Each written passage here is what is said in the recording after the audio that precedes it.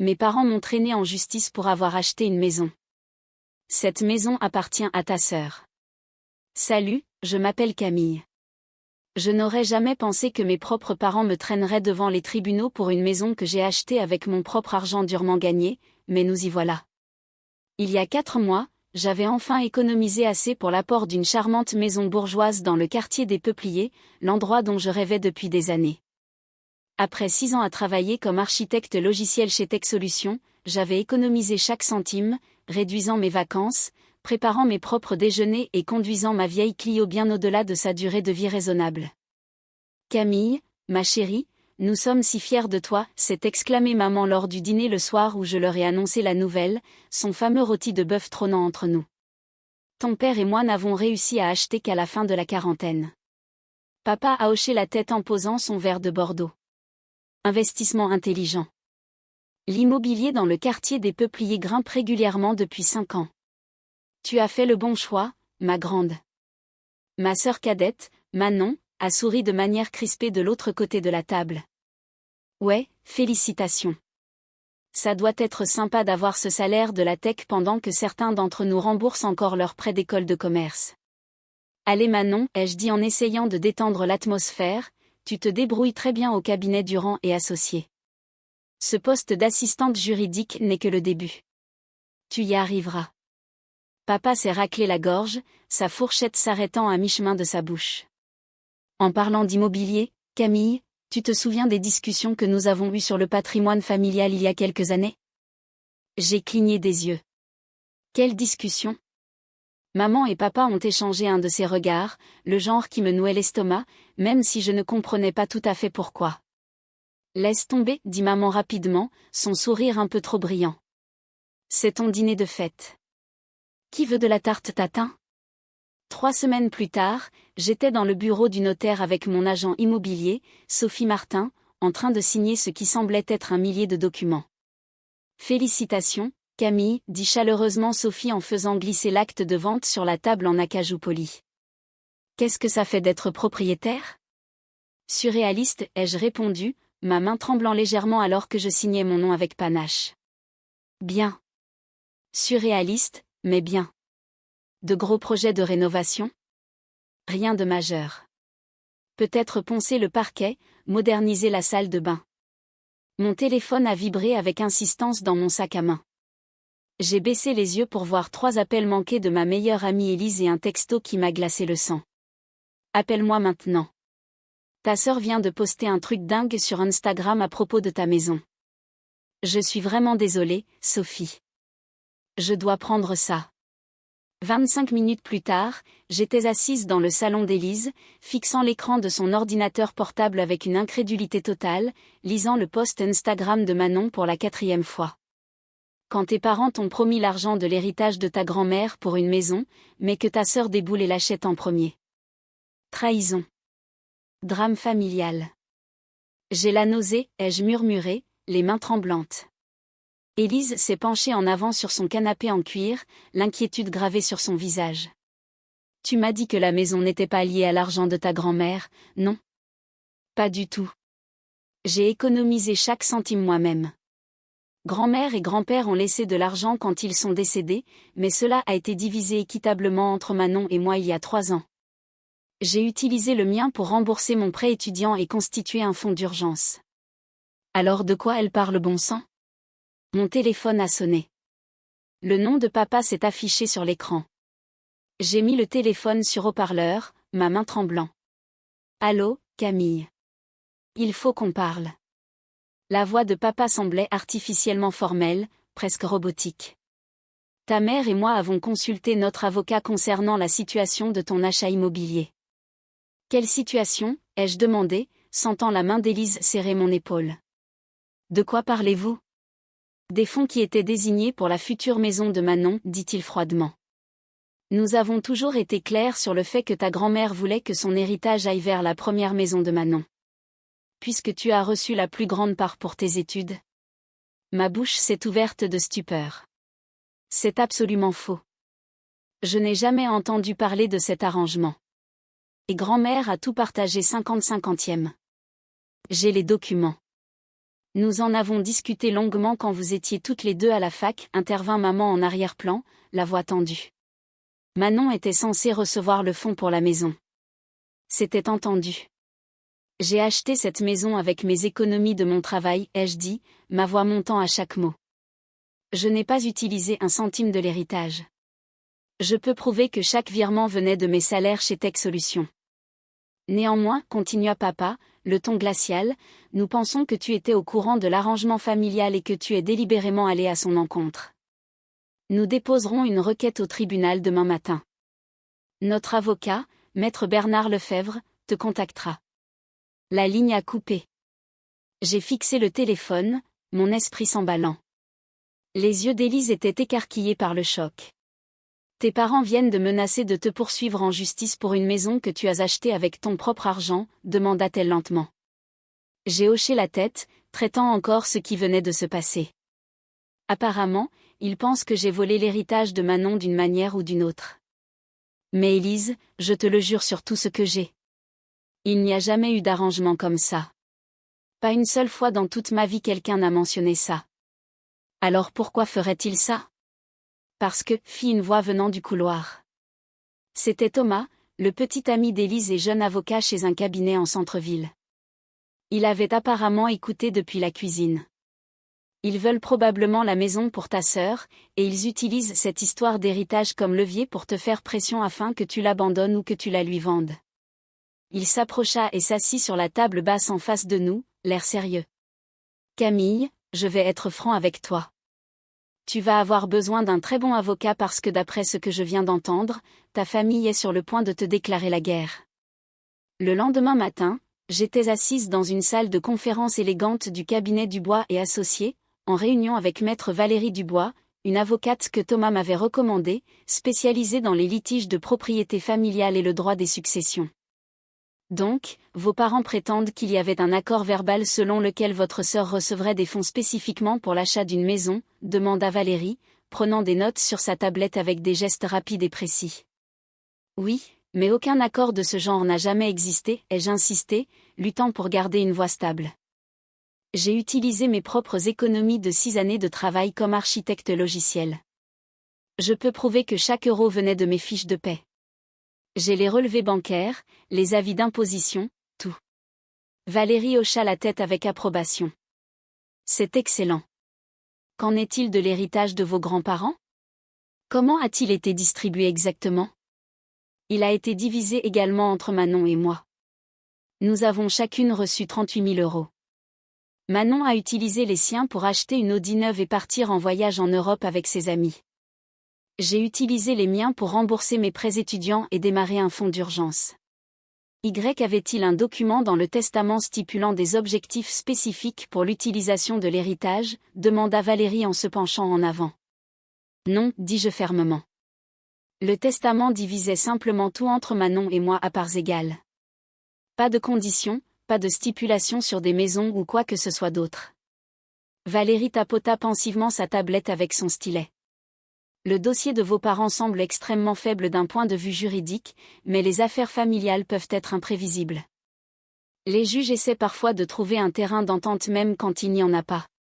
Nous devons comprendre leurs revendications exactes et rassembler des contre-preuves convaincantes.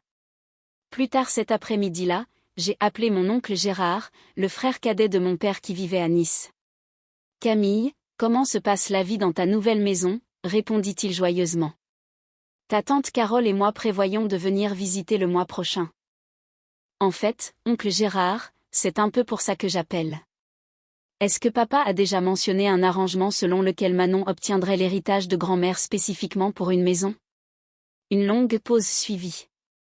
Je pouvais entendre la circulation en arrière-plan. Non, dit-il finalement lentement. Mais ton père a toujours favorisé Manon. Tu le sais, ma chérie. Depuis qu'elle est née, elle ne pouvait rien faire de mal à ses yeux. Mais rien de spécifique sur l'argent de l'héritage réservé pour qu'elle achète une maison. Pas que je me souvienne. Pourquoi demandes-tu? J'ai pris une grande inspiration. Ils m'attaquent en justice, oncle Gérard. Ils prétendent que j'ai volé l'argent de la maison de Manon. Quoi? C'est absolument ridicule. Sa voix monta brusquement. Camille, écoute-moi attentivement. Il n'y a jamais eu un tel arrangement dans le testament de tes grands-parents. J'étais là quand le notaire l'a lu. Tout était divisé 50-50e. Point final. Serais-tu prêt à signer une attestation sur l'honneur déclarant cela? Absolument. Ta grand-mère serait horrifiée par ce qu'ils font. Elle vous a toujours traité à égalité, c'était important pour elle. Mon appel suivant fut pour tante Hélène, qui avait vécu avec mes grands-parents durant leurs dernières années pour s'occuper d'eux. Oh, Camille, soupira-t-elle lourdement après que j'eus expliqué la situation.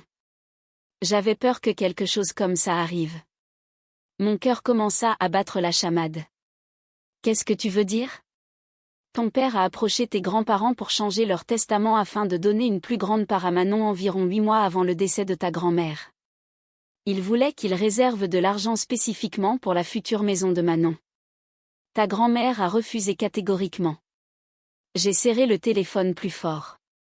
Papa a essayé de leur faire changer le testament? Oui. Il prétendait que Manon avait besoin de plus d'aide car ses perspectives de carrière n'étaient pas aussi solides que les tiennes. Que tu avais ton job dans la tech et n'avais pas besoin d'autant de soutien. Ta grand-mère était furieuse. Elle a dit que ses 2 petites filles auraient des parts égales et qu'elle ne ferait pas de favoritisme.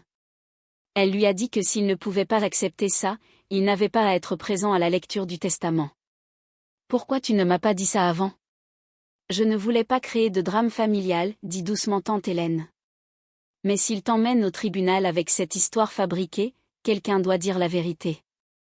Aurais-je besoin que tu témoignes de cette conversation si on en arrive là?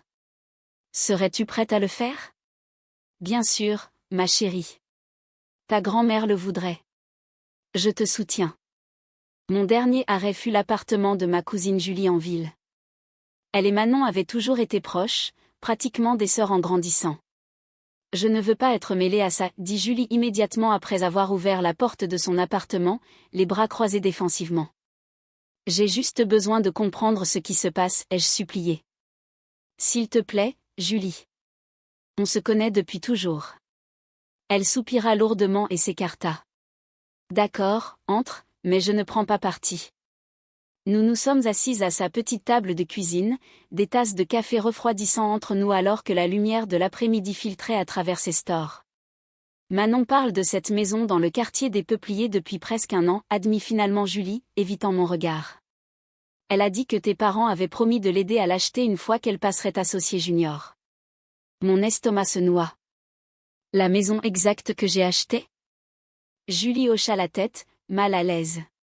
Elle avait tout un tableau Pinterest pour les rénovations, une cuisine sur mesure, la réfection de la salle de bain principale, tout le tralala. Quand elle a découvert que tu l'avais acheté, elle a complètement pété les plombs. Elle m'a appelé en pleurant pendant 3 heures d'affilée. Mais Julie, cette maison ne lui a jamais été promise. Je ne savais même pas qu'elle s'y intéressait. Je l'ai trouvée grâce aux recherches de mon agent immobilier. Peut-être pas explicitement promise, dit Julie en jouant avec sa tasse de café. Mais tes parents ont toujours donné à Manon tout ce qu'elle voulait. Tu te souviens quand elle voulait cette décapotable? Ils se sont portés garants pour le prêt, même si elle ne pouvait pas vraiment se la permettre. Quand elle a voulu aller en Europe, ils lui ont donné de l'argent en plus de l'héritage. Je pense qu'ils ont juste supposé qu'ils pourraient arranger quelque chose avec l'argent de tes grands-parents pour que ça se fasse aussi. Mais il n'y avait pas d'argent spécifique pour une maison pour Manon dans l'héritage. Le testament était clair. Essaie de dire ça à ta sœur, marmonna Julie. Elle s'est convaincue que cet argent lui revenait de droit. Elle n'arrête pas de dire que tu as trahi la famille. Je me suis penchée en avant, désespérée. Julie, j'ai besoin d'alliés ici. Ma propre famille essaie de me prendre quelque chose pour lequel j'ai travaillé 6 ans. Julie croisa mon regard, et j'y vis un véritable conflit. Je dirai ce que je sais, Camille. Je dirai la vérité, mais je ne témoignerai pas contre eux au tribunal. Je ne peux pas, Manon et ma cousine aussi, et ma mère ne me le pardonnerait jamais. C'est juste. Dis-moi seulement ceci.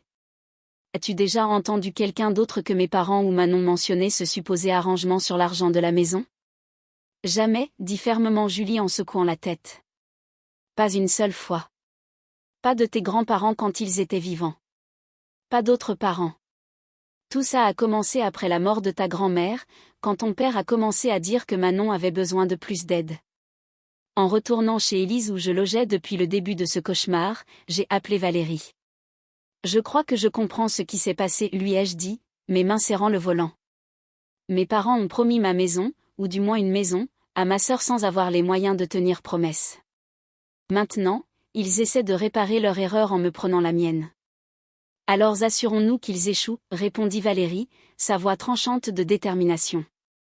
Retrouvez-moi demain matin à 9 heures. Nous allons construire une défense qu'ils ne pourront pas démolir. Une semaine plus tard, nous nous sommes réunis pour une médiation ordonnée par le tribunal dans la salle de conférence du cabinet Dubois. Mes parents, Manon et leur avocat, maître Bernard Lefebvre, étaient assis en face de Valérie et moi. La tension était si épaisse que je pouvais à peine respirer. Nous sommes ici parce que ma fille a volé l'héritage légitime de sa sœur, déclara papa avant même que le médiateur, monsieur Simon, ne puisse commencer la séance. Maître Lefebvre fit glisser un dossier sur la table polie. Nous avons la documentation de l'accord verbal concernant l'allocation de l'héritage de Manon dans le but spécifique d'acheter une maison. Documentation d'un accord verbal ? Valérie haussa un sourcil.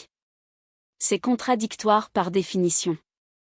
Déclaration de témoins, clarifia doucement Lefebvre. De membres de la famille présents lors de ces discussions.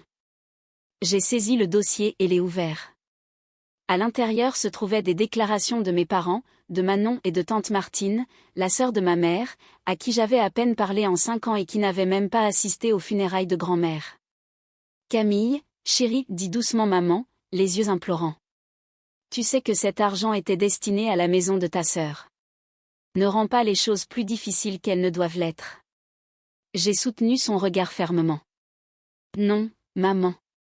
Il n'y a jamais eu un tel arrangement. Tu mens. Comment oses-tu nous traiter de menteurs, claqua Manon, son visage devenant rouge. On en a parlé pendant des années. Tout le monde savait. Nous ne l'avons jamais fait, répondis-je, gardant ma voix égale malgré mon cœur qui battait la chamade.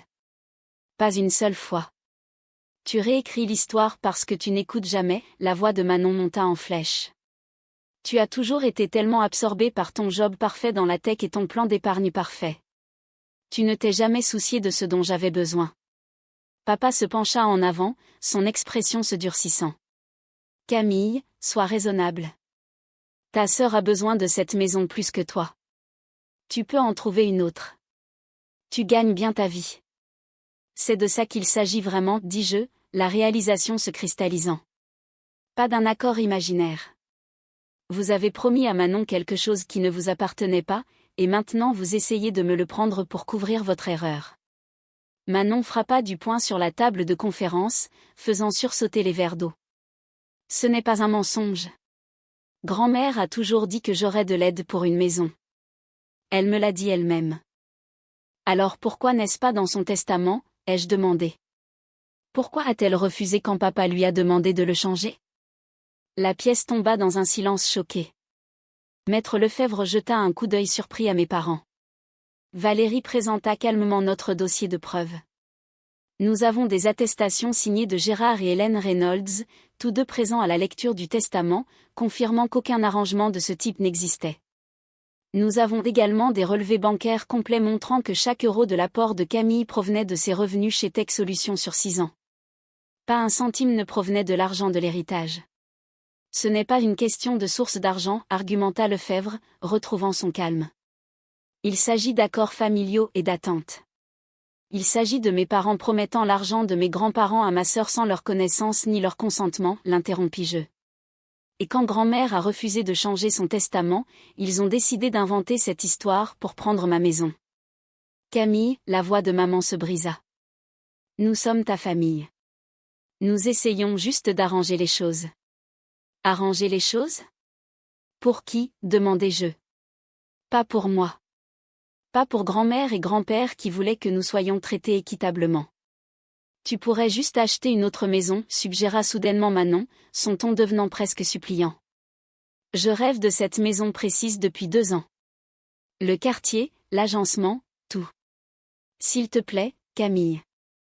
J'ai fixé ma sœur, cette personne qui était censée être mon allié, mon ami, et j'ai senti quelque chose se briser complètement en moi. Tu veux dire la sœur qui a posté des mensonges sur moi sur les réseaux sociaux avant même de me parler, dis-je froidement. La sœur qui essaie de voler quelque chose pour lequel j'ai travaillé 6 ans? Le visage de papa s'assombrit, sa mâchoire se serrant. Ce n'est pas la personne que nous avons élevée, Camille. Vous m'avez élevé pour travailler dur, économiser de l'argent et être honnête, ripostai-je. Qu'est-il arrivé à ces valeurs? Ça suffit. Papa frappa du poing sur la table, faisant sursauter tout le monde. Nous laisserons un juge décider. Alors qu'il se levait pour partir, papa me pointa du doigt. Tu fais une erreur catastrophique. J'ai des relations dans cette ville, Camille. Des collègues, des amis, des gens placés. Quand nous en aurons fini, tu regretteras d'avoir acheté cette maison.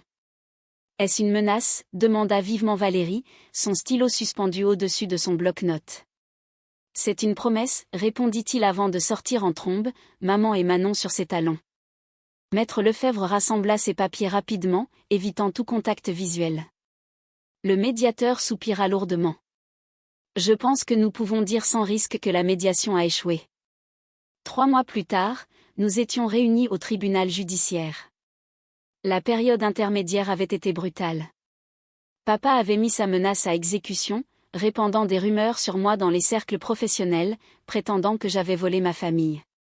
Manon s'était présentée chez moi 2 fois, essayant une fois d'utiliser une clé qu'elle s'était procurée je ne sais comment, ce qui avait abouti à une plainte pour violation de domicile qui avait considérablement affaibli leur dossier. La juge Patricia Richard, une femme sévère d'une 60aine d'années aux cheveux argentés tirés en un chignon serré, s'adressa à la salle d'audience après avoir entendu les arguments des 2 parties.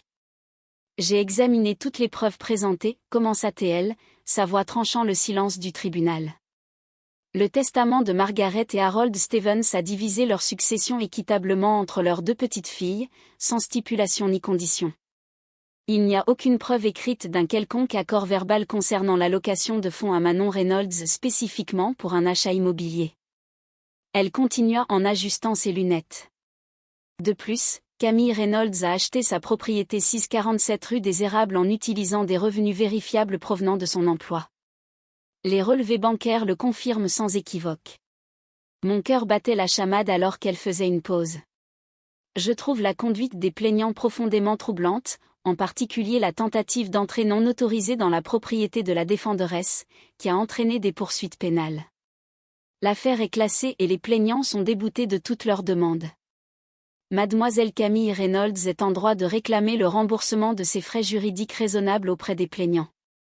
Le marteau tomba avec un claquement sec. À l'extérieur du tribunal, Élise m'a serré fort dans ses bras alors que ma famille s'approchait à travers le parking. « Camille, s'il te plaît, dit maman, tendant la main vers mon bras en tremblant. Nous devons parler en famille. Nous pouvons arranger ça. » J'ai reculé, mettant de l'espace entre nous. Nous avons essayé ça. Vous avez choisi un tribunal à la place. Nous avons fait une erreur, admit papa, la voix tendue. Nous étions tellement obsédés par l'idée d'aider Manon. Nous pensions. Vous pensiez que vous pouviez me harceler pour que j'abandonne ce que j'ai gagné, l'interrompis-je. Manon s'avança, les yeux rouges et gonflés d'avoir pleuré. Je suis désolée, Camille. Je le suis vraiment. Je pensais sincèrement que cette maison était censée être la mienne. Je pensais que tu savais et que tu l'avais achetée quand même. Parce qu'ils t'ont dit ça, dis-je, sentant la colère s'évacuer, remplacée par l'épuisement et la tristesse. Ils ont fait des promesses qu'ils n'avaient pas le droit de faire et qu'ils ne pouvaient pas tenir. Ne pouvons-nous pas passer à autre chose, supplia maman, la voix brisée. Nous sommes une famille. Les familles se pardonnent. La famille ne se traîne pas mutuellement en justice pour des histoires inventées, répondis-je calmement. La famille ne se menace pas et n'essaie pas de s'introduire par effraction chez les uns les autres. La famille ne répand pas de rumeurs professionnelles pour détruire la carrière de l'autre. Alors c'est tout, demanda papa, son visage rougissant. Tu jettes 32 ans de famille pour un désaccord? Ce n'était pas un désaccord, papa. C'était une trahison, dis-je fermement, surprise par la stabilité de ma voix. Et oui, certaines choses ne peuvent pas être défaites. Certaines lignes, une fois franchies, changent tout. Qu'est-ce que tu veux de nous? Demanda Manon désespérément. Des excuses? De l'argent? J'ai dit que j'étais désolée. Que puis-je faire de plus? Je ne veux plus rien de vous, dis-je doucement. C'est justement ça le point. Je veux juste avancer dans ma vie. Valérie s'approcha derrière moi, ses talons claquant sur les marches du tribunal. Les amis de ma cliente attendent pour fêter ça. Vous devriez partir maintenant. Ce n'est pas la fin de cette conversation, insista papa, sa voix montant. En fait, si, intervint froidement Valérie.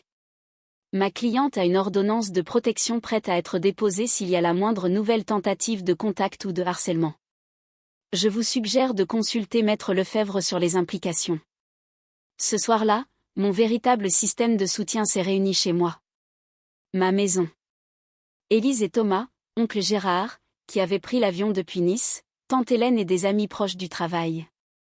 Nous étions assis dans le salon que j'avais peint en bleu doux, mangeant des plats à emporter de chez Luigi, riant et partageant des histoires.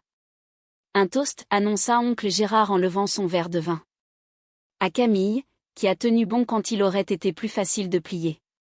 Tes grands-parents seraient incroyablement fiers. Je n'arrive toujours pas à croire qu'ils t'ont vraiment traîné en justice, dit Élise en secouant la tête. Tes propres parents. Que vas-tu faire maintenant? Demanda doucement tante Hélène. Il reste ta famille malgré tout. J'ai regardé autour de moi les gens qui étaient restés à mes côtés à travers tout cela, qui m'avaient cru, soutenu, qui avaient témoigné pour moi. La famille, ce n'est pas juste une question de sang, dis-je lentement. C'est une question de respect, d'honnêteté et de soutien. Ces gens, vous tous, vous êtes ma vraie famille. Donc, tu coupes les ponts complètement? Demanda Thomas. Pour l'instant, oui. Peut-être qu'un jour ils comprendront ce qu'ils ont fait de mal. Peut-être qu'un jour ils offriront de vraies excuses, mais je ne vais pas retenir mon souffle, et je ne les laisserai pas revenir avant d'être prête. Des regrets pour la maison? Demanda Élise. J'ai souri, regardant les murs que j'avais peints, le parquet que j'avais rénové, le foyer que j'avais construit de mes propres mains et avec mon propre argent. Aucun. Cette maison représente tout ce pourquoi j'ai travaillé, et tout ce que j'ai appris sur le fait de me défendre. Oncle Gérard leva à nouveau son verre au nouveau départ. Les clés de la maison étaient posées sur la table basse, solide, réelle et indéniablement mienne. Ma maison, ma victoire,